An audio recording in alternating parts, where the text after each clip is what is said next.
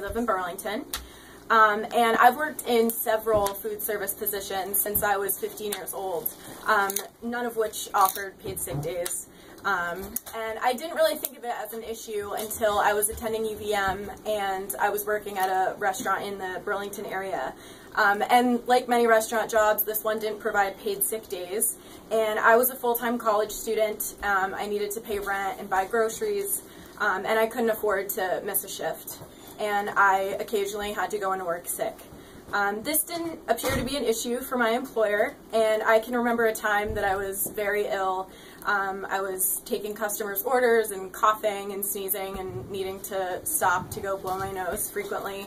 And my boss was concerned that people were noticing that I was ill, and so they took me off the counter and put me on the line where I was preparing the food, out of sight from the patrons. So I've since graduated from UVM and I don't work there anymore. And I've been really fortunate to find a position that provides great benefits, including paid sick days.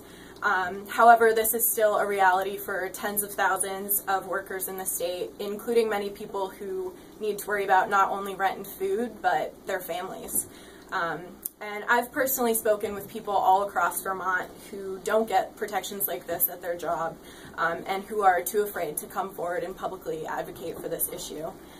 So passing the Healthy Workplaces Bill would provide a basic protection for thousands of workers and would be a huge step forward in workers' rights for Vermont.